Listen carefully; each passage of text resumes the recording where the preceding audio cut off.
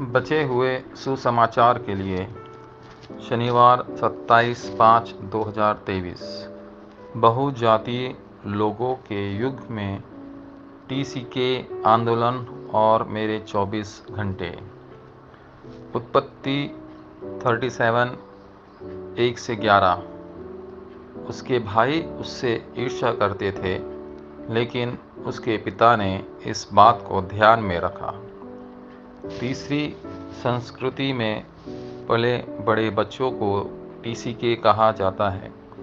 Bible के अनुसार इंजिलवाद आंदोलन टीकेके के माध्यम से हुआ।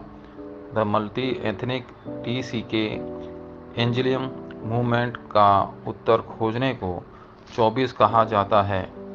परमेश्वर ने एक व्यक्ति के द्वारा संसार को बदल दिया, जिसने सिंहासन की आशीष का आनंद लिया। परमेश्वर ने नेफिलियम के युग में नूह का और मिस्र के युग में मूसा का उपयोग किया।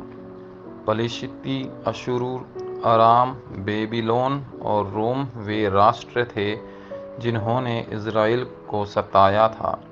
यदि इज़राइल को मिशन के बारे में पहले से पता होता तो वे देश रास्ता बन जाते। जब भी कोई व्यक्ति जो इस से महसूस करता है प्रकट होता है, परमेश्वर सिंहासन के आशीर्वाद के माध्यम से कार्य करता है। पहला टीकेके यूसुफ के द्वारा काम उत्पन्न हुआ, जो गुलामी में चला गया। मूसा, जिसके पास निर्गमन की वाचा थी। शमूएल, जो बचपन से ही मंदिर में रहता था। डेविड, जो अपने आधे जीवन के लिए खतरे से दूर भाग गया। एलीशा, जो द डोथन मूवमेंट का मुख्य व्यक्ति था।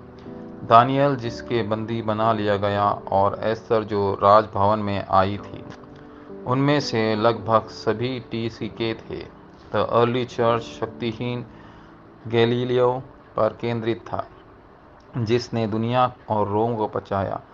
परमेश्वर ने उन्हें सिंहासन का आशीर्वाद दिया और उन्हें विश्व प्रचार करने में सक्षम बनाया। दूसरा, बाइबल से टीसीके के छिपे हुए रहस्यों को उजागर किया जाना चाहिए। बाइबल उन्हें ढूंढ जो रह गए तितर बितर और तीर्थयात्री के रूप में संदर्भित करती है। टीकेके को इन रहस्यों से अवगत कराने की आवश्यकता है। तीसरा, पृष्ठभूमि।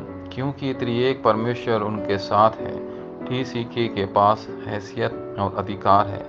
दूसरे शब्दों में, परमेश्वर के बच्चों की पृष्ठभूमि, इसलिए सिंहासन की शक्ति उन पर उतरेगी।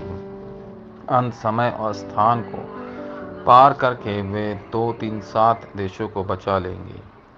बहुजातीय लोगों को एक ऐसे स्थान की आवश्यकता होती है जहां वे एक दूसरे के साथ संवाद कर सके और अनुग्रह प्राप्त कर सके।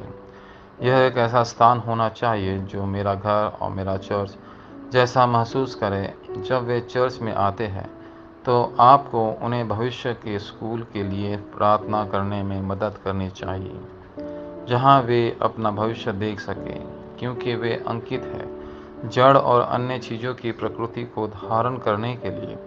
आपको उनके दानों भागों को फ़ायदे में बदलने में उनकी मदद करने की आवश्यकता है। चर्चों को ऐसे स्थान बनाने चाहिए जहां 2-3-7 राष्ट्र और कई टीके आ सके। वाचा संबंधी प्रार्थना।